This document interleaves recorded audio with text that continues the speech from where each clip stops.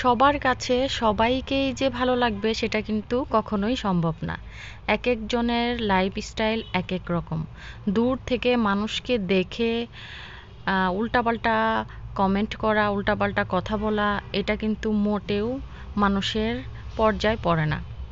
আমরা অবশ্যই যারা তিশা আপু, বাপ্পি ভাইয়া, তানজিলা, শারমিন ওদের ফ্যামিলির ভিডিও দেখি, তারা কিন্তু জানি যে ওনারা কিন্তু একেকজন একেক রকম ভিডিও বানায়, একেকজনের লাইফস্টাইল একেক রকম।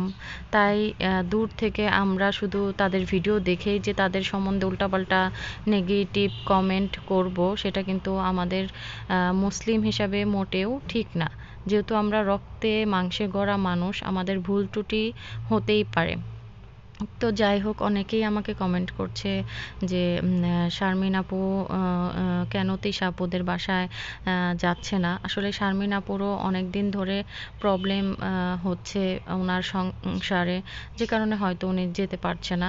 তো যাই হোক, আসলে ওনারা কিন্তু আমার রক্তের সম্পর্কের কেউ না, শুধু তাদের ভিডিওর মাধ্যমেই কিন্তু চিনি। মাঝে মাঝে ওনাদের সাথে দেখাও হয়েছে, সামনাসামনি কথাও হয়েছে। তো যতটুক কথা হয়েছে তাতে আমার মনে হয়েছে ওনারা অনেক ভালো মনের মানুষ। বিশেষ করে বাপ্পি ভাই, তিশা আপু, ওরা অনেক ভালো মনের মানুষ। আসলে ভিডিওতে তো সবাই সব কিছুই যে শেয়ার করবে তাও কিন্তু না। তো যাই হোক, অনেকে অনেক উল্টাপাল্টা কমেন্ট করছেন। দয়া করে এই ধরনের কমেন্ট বন্ধ করুন, কারণ আমরা তো রক্তে মাংসে গড়া মানুষ, আমাদের ভুল ত্রুটি হতেই পারে।